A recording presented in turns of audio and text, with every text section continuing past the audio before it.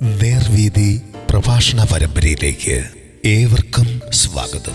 സുവിശേഷകൻ കുഞ്ഞുമോൻ തോട്ടപ്പള്ളി ഇപ്പോൾ നിങ്ങളുമായി ദൈവവചനം പങ്കുവയ്ക്കുന്നു. ശ്രദ്ധിച്ചാലും.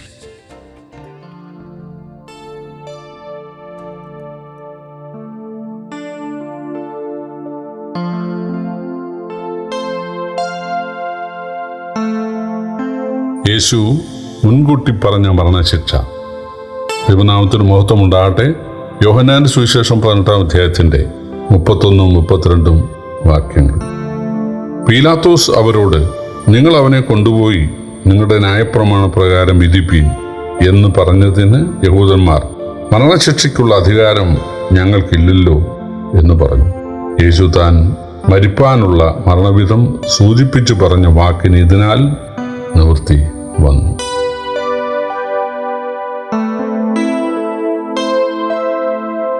കർത്താവിനെ പിടിച്ച ആളുകൾ ആദ്യം കൊണ്ടുപോയത് മഹാപുരോഹിതനായ ഹന്നാവിൻ്റെ അടുക്കലാണ്. ഹന്ന അക്കാലത്തെ ആ വർഷത്തെ മഹാപുരോഹിതന്റെ അമ്മായിപ്പനായിരുന്നു. വളരെ പരിണിതപ്രജ്ഞനായ ആളാണല്ലോ. അദ്ദേഹം വിസ്തരിച്ചിട്ട് കുറ്റമൊന്നും തെളിഞ്ഞില്ല. അതുകൊണ്ട് അന്നത്തെ മഹാപുരോഹിതനായ കയ്യഫാവിൻ്റെ അടുക്കൽ വിട്ടു. കയ്യഫാവ് ഒരിക്കൽ പറഞ്ഞിരുന്നു, യേശു യേശു നല്ലതാണ്, കാരണം ജനം മുഴുവൻ നശിക്കാതിരിക്കാൻ. അദ്ദേഹം ഉദ്ദേശിച്ചത് റോമാ ഗവൺമെന്റിൽ നിന്ന് ജനം നശിക്കാതിരിക്കാൻ യേശു നല്ലതാണെന്നാണ്. കാരണം റോമാ ഗവൺമെന്റിനെതിരെ പ്രക്ഷോഭം നടത്തുന്ന ആളാണ് യേശു എന്നാണ് ഈ കയ്യഫാവ് വിചാരിച്ചത്. അതുകൊണ്ടാണ് അദ്ദേഹം പറഞ്ഞത്, ജനം മൊത്തം നശിക്കാതിരിക്കാൻ ഒരുത്തം നശിക്കുന്നത് നല്ലത്. സത്യം പറഞ്ഞാൽ അത് ഒരു പ്രവചനമായിരുന്നു. അതല്ലേ മഹാപുരോഹിതൻ ദേവാലയത്തിൽ ചെയ്തുകൊണ്ടിരിക്കുന്നത്. മൊത്തം ഇസ്രായേലിന് വേണ്ടിയല്ലേ യാഗം കഴിക്കുന്നത്. പക്ഷേ യേശു ലോകത്തിന്റെ പാപം ചുമക്കുന്ന ദൈവത്തിന്റെ കുഞ്ഞാട് എന്നല്ലേ യോഹന്നാൻ ശാപം പറഞ്ഞത്. അപ്പോൾ ആ കാര്യം അറിയാതെ തൻ്റെ നാവിൽ നിന്ന് മഹാപുരോഹിതൻ പറയുകയാണ് ഉണ്ടായത്. അദ്ദേഹത്തിന്റെ അടുക്കൽ അല്പം വന്നിരിക്കുന്ന അദ്ദേഹവും വിസ്തരിച്ചിട്ട് കുറ്റമൊന്നും കാണുന്നില്ല. അപ്പോഴത്തേക്ക് നേരം വെളുത്തു. അപ്പോൾ രാവിലെ അവര് യേശുവിനെ പീലാത്തോസിന്റെ അടുക്കൽ കൊണ്ടുപോവുകയാണ്. പീലാത്തോസ് വിസ്തരിച്ചിട്ടൊന്നും കാണാഞ്ഞിട്ട് പീലാത്തോസ് ഹേരോദാവിന്റെ അടുക്കലായി. ഹേരോദാവ് തിരിച്ചു വീണ്ടും സന്നദ്ധ സംഘത്തിന്റെ അടുക്കൽ അയച്ചു. അവര് വീണ്ടും പീലാത്തോസിന്റെ അടുക്കൽ അയച്ചു. അതാണ് അവസാനം. ഇവിടെ പീലാത്തോസ് പറയുകയാണ്, നിങ്ങളുടെ ന്യായപ്രമാണ പ്രകാരമുള്ള ശിക്ഷ കൊടുത്താൽ പോരെ. അതായത് ഒരു രാജ്യദ്രോഹ കുറ്റം ഇദ്ദേഹം ചെയ്തിട്ടില്ല. അതായത് കൈസർക്കെതിരായിട്ടോ റോമാ ഗവൺമെന്റിനെതിരായിട്ടോ അവർക്ക് കരം കൊടുക്കുന്നതിനെതിരായിട്ടോ അല്ലെ റോമൻ പട്ടാളക്കാർക്കെതിരായിട്ടോ റോമൻ നിയമത്തിനെതിരായിട്ടോ ഒന്നും യേശു പറഞ്ഞതായിട്ട് പീലാത്തോസിന് മനസ്സിലായില്ല. പിന്നെ ഉള്ളത് ദേവാലയം പൊളിക്കുമെന്ന് ആരോ പറഞ്ഞു. അപ്പം അങ്ങനെയുള്ള യഹൂദന്മാരുടെ ദേവാലയത്തിനോ അല്ലെങ്കിൽ അവരുടെ ന്യായപ്രമാണത്തിനോ അല്ലെ അവരുടെ പരീശന്മാർക്കോ ശാസ്ത്രിമാർക്കോ എതിരായിട്ടോ ഒക്കെ പറഞ്ഞ ഒരു തെറ്റേ പറഞ്ഞതായിട്ട് അത് മാത്രമേ ഒരു തെറ്റായിട്ട് പീലാത്തോസ് കാണുന്നുള്ളൂ. അത് നിങ്ങൾക്ക് തീർക്കാവുന്നേ ഉള്ളൂ. നിങ്ങളുടെ ന്യായപ്രമാണത്തിനെതിരായിട്ടുള്ളത് നിങ്ങൾക്ക് തീർക്കാം.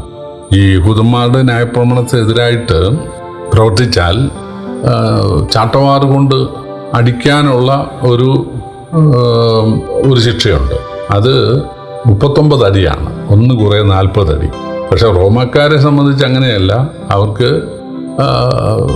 അങ്ങനെയെണ്ണോ ഒന്നും അവർ നോക്കാറില്ല. പക്ഷെ യഹൂദന്മാർക്ക് അങ്ങനെയൊരു ചട്ടം അല്ലെങ്കിൽ അങ്ങനെയൊരു കീഴ്വഴക്കമുണ്ട്. 39 അടി.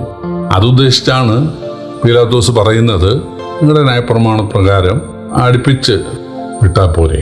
അപ്പോഴവർ പറയുന്നത്, മരണവിധിക്കുള്ള അധികാരം ഞങ്ങൾക്കില്ലല്ലോ എന്ന് പറഞ്ഞാൽ ഇവന് മരണവിധിയാണ് കൊടുക്കേണ്ടത്. അതാണ്. അപ്പോഴാണ് ഇവിടെ ദൈവവചനം എഴുതിയിരിക്കുന്നത്. യേശു അത് മുൻ പറഞ്ഞിരുന്നു. എന്നെ അടുപ്പിക്കുമെന്നോ തുപ്പുവെന്നോ എൻ്റെ തലയിൽ മുൾമുടി വയ്ക്കുമെന്നോ എൻ്റെ വസ്ത്രം പറിച്ചെടുക്കുമെന്നോ കയ്പ് കുടിക്കാൻ തരുമെന്നോ പറഞ്ഞ് യേശു നിർത്തിയില്ല. എന്നെ കുരിശിക്കും എന്നാണ് യേശു പറഞ്ഞത്. കാരണം യേശു ദൈവകുഞ്ഞാടാണ്. ലോകത്തിന്റെ പാപം ചുമക്കുന്ന ദൈവകുഞ്ഞാട്. യേശു യാഗമാകണം. യേശു നരകശിക്ഷ ഏൽക്കണം.